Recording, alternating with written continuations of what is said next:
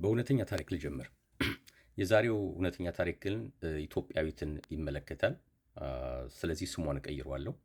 እ፣ ሌሎች ፋክቶች እንደተጠበቁ ሆኖ ስሟን ሳምራዊት ልበለው።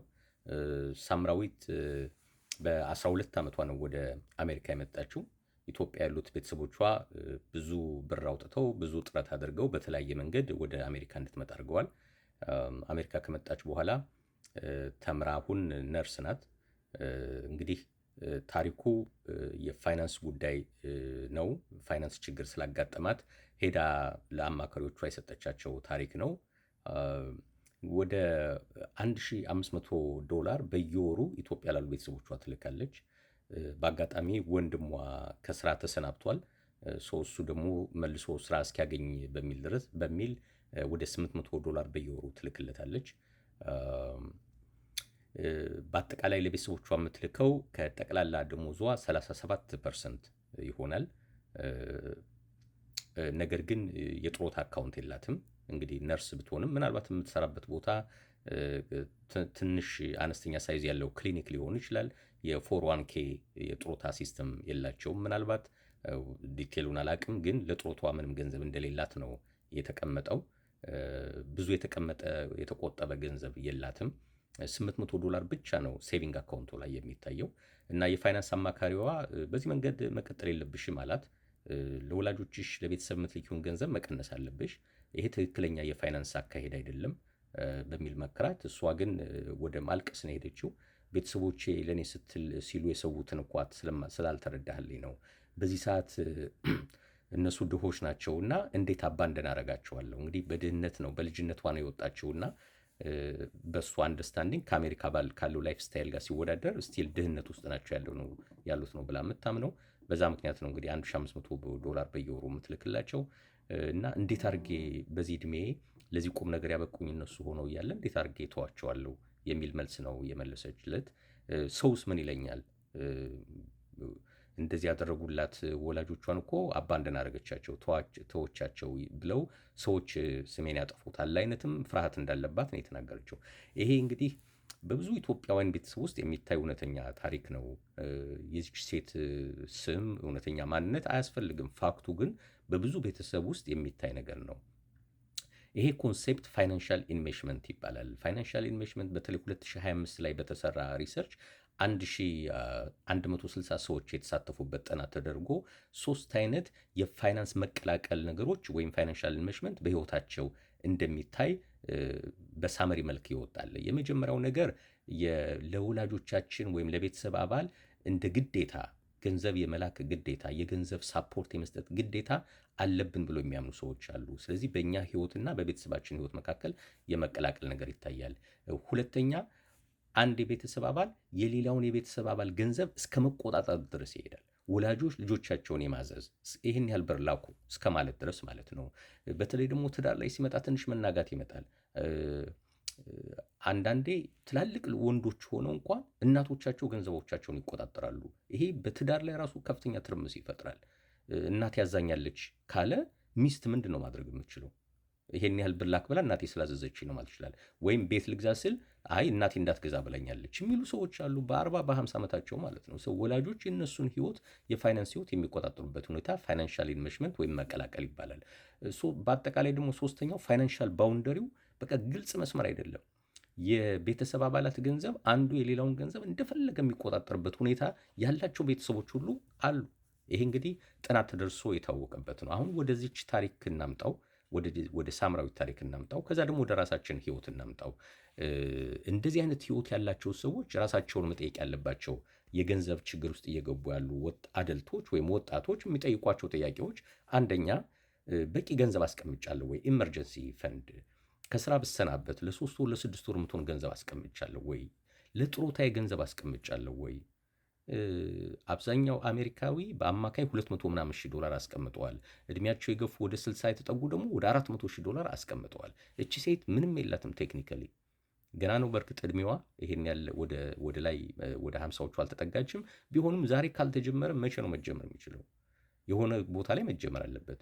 ሁለተኛ ለነሱ ገንዘብ በመስጠት ነው ደሞዟን ለነሱ ስለምሰጥ 37%ቱን እንግዲህ ሌላው ቀሪው ኪራይ ቤት ይኖርባታል፣ የትምህርት ቤት ብድር ይኖርባታል። ያን ሁሉ ከፋፍላ የሚቆጠብ ገንዘብ የለም። ለዛ ነው 800። ስለዚህ ቀሪ ህይወቷ በምንድን ነው የሚመራው? በዱቤ ነው የሚመራው፣ በክሬዲት ካርድ ነው የሚመራው ማለት ነው። እቺ ልጅ ከፍተኛ የሆነ ክሬዲት ካርድ አለባት። በአመት $75,000 ነው ደሞዟ።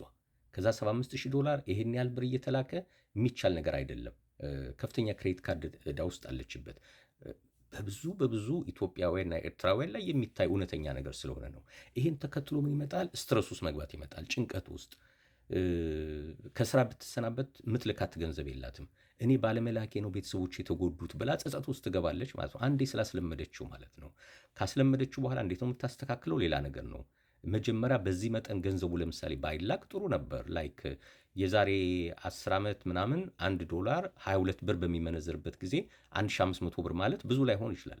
አሁን ግን ይሄ ሪከርድ በሚደረግበት ጊዜ ምናልባት የዛሬ 5 ዓመት ደግሞ ይሄን ቪዲዮ የሚያዩ ሰዎች ግራ እንዳይገባቸው ይሄ ሪከርድ የሚደረገው 2026 ነው። ወደ 150 አካባቢ ነው $1 የሚመነዘረው። ስለዚህ 1500 ልላክ ካለች እንግዲህ ስንት ሺህ ነው የሚደርሳቸው ቤተሰቦቿ?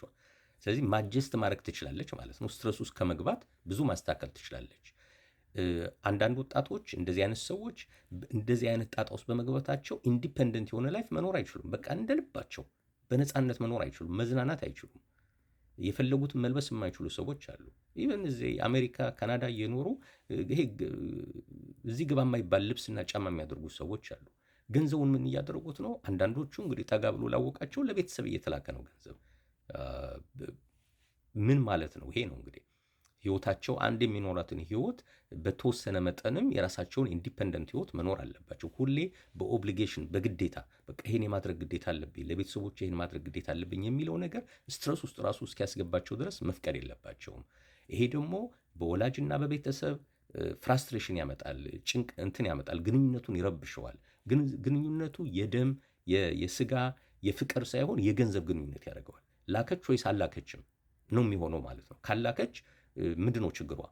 እኛ እንደዚህ አድርገንላት ወደሚል ነገር ከሄደ ሪሌሽንሽፑ ይበላሻል።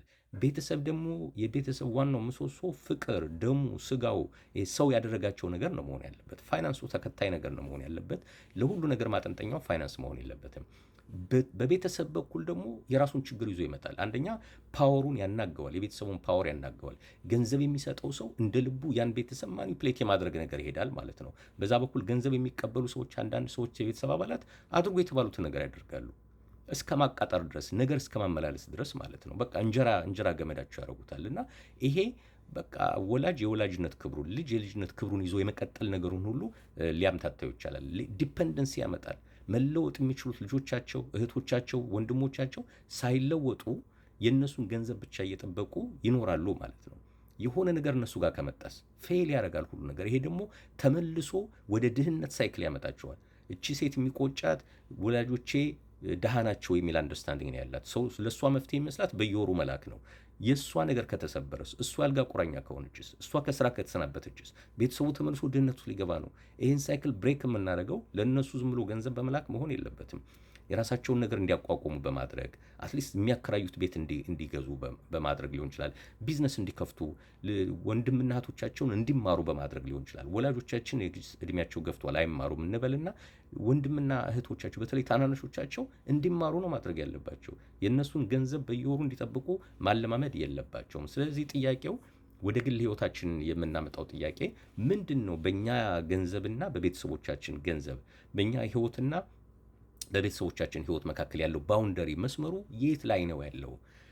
እስከ መቼ ነው ለጡረታ ገንዘብ ሳላስቀምጥ፣ ኢመርጀንሲ ፈንድ ገንዘብ ሳላስቀምጥ የምቀጥለው? እኔ ከወደኩስ ማን አለኝ ነው እኮ።